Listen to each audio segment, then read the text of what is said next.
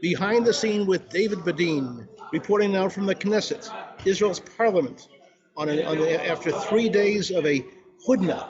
A HUDNA means a temporary halt in fighting, not a ceasefire. HUDNA in the Islamic tradition allows the Muslim partner in the war to take a break, to get organized, and to fire back when it feels like. So the Western media has, and all the media, even in Israel, has publicized the fact that there's a ceasefire. There is no ceasefire here. Here in the Knesset, people are very nervous, understanding that this is going to bring about larger consequences, more casualties, etc. Our agency, the Badin Center for Near East Policy Research, has asked the United Nations to go into the schools run by the UN, the United Nations Relief and Works Agency, and to take the guns out of there, to take the missiles out of there, and to take terrorists out of there. 48,000 people have taken refuge in the UNRWA schools because that's where the IDF does not attack. And underneath these schools, the IDF has discovered, the Israel Defense Forces has discovered a massive network of tunnels from which 3,400 rockets, missiles were fired on the Israel population in the last week. What's important to understand, 6 million people were under, as of a week ago, were under attack, were under threat, we're scattering towards shelters. It's very, very important to understand the dimensions of the problem. We have 9 million people in Israel, 6 million people of whom were under attack, were under threat, and were in shelters only a week ago. What's going to be in the near future? Well, since the Hamas, which controls the schools and the United Nations Relief and Works Agency population, since they control things and they feel that they're in a state of war with Israel, they will continue. And the question is when. The Israeli army is threatening very serious consequences if that happens. Serious consequences may produce more casualties on the other side. But it has to be remembered, there is something called a moral victory. The Hamas running the operation basically feels that it had won a moral victory by causing so many Israelis so much distress, and even closing the airport, Israel's one international airport, which has, by the way, been reopened. Very important to know that. And as we continue our reports behind the scene with David Badin, we'll keep you informed at all times about how things are going. You can look at our website, israelbehindthenews.com, and be informed. We try to, Monday through Friday, update people with the most important events that are often not covered in the mainstream media. Behind the scene with David Badin, reporting from Israel's Knesset, the Parliament of Israel, the Parliament of the Jewish people. Thank you for watching.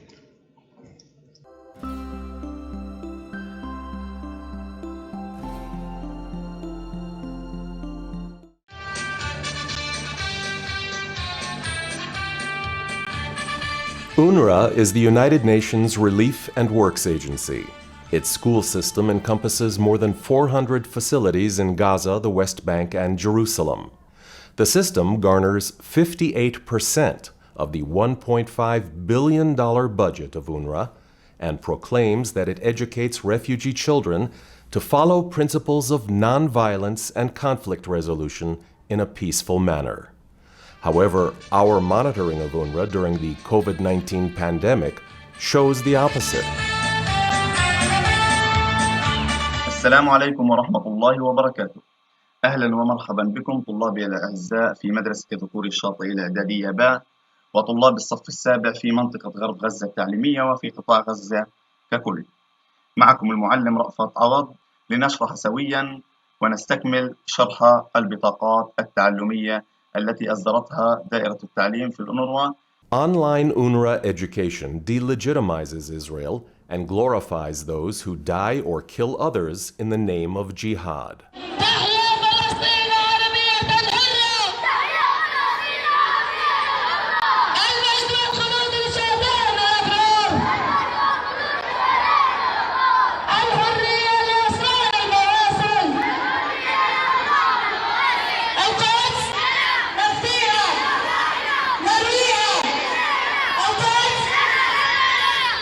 UNRWA presents Israel as a conquering power and colonial entity.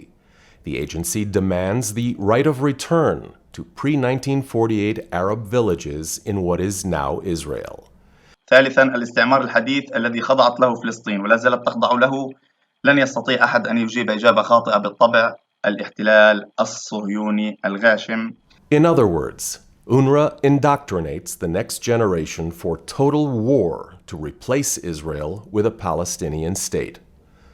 Take, for example, the geography lesson taught by UNRWA teacher Rafat Awad.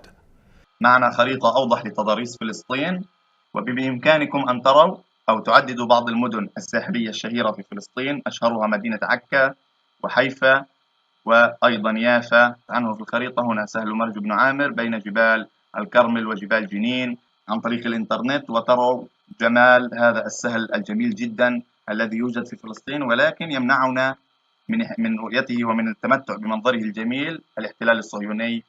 He teaches from a school book that bears the UNRWA logo and presents maps that omit the state of Israel. أولا، نحدد على خريطة فلسطين المدن التالية: مدينة القدس تقريبا في هذه المنطقة، مدينة غزة كلكم تعرفونها هنا، مدينة بئر السبع هنا في جنوب فلسطين. Such a map is not only an instrument to establish boundaries, it presents territorial demands that incorporate the right of return as the main weapon of delegitimization. مرحبا، أنا غزل أبو كلوك كي 3. اليوم سنتعرف على أسماء المدن الفلسطينية. القدس، صفد، حيفا، عسقلان. باي. أنا من بئر السبع. أنا من يافا. أنا من فلوجة. أنا من المشرق. أنا من اللد. From here, the path to rebellion is a very short step indeed.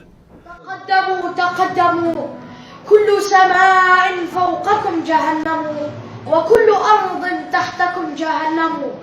تقدموا، يموت منا الطفل والشيخ ولا يستسلموا.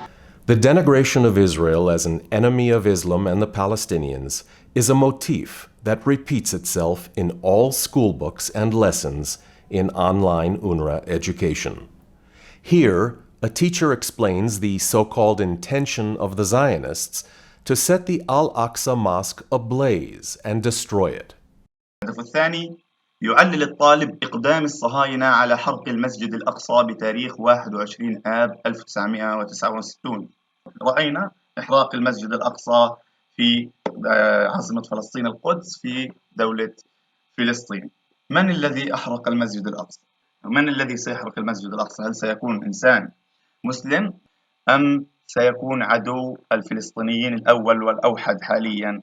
من؟ بالطبع هم الصهاينة خلف هذا الفعل وخلف هذا الحرق الذي تم للمسجد الأقصى. فنقول لماذا أقدم الصهاينة على حرق هذا المسجد أو أرسلوا هذا الجندي لحرق المسجد الأقصى؟ نرى أن السبب هو محاولة الاحتلال الصهيوني طمس المعالم الأثرية الإسلامية والتاريخية والعربية في فلسطين.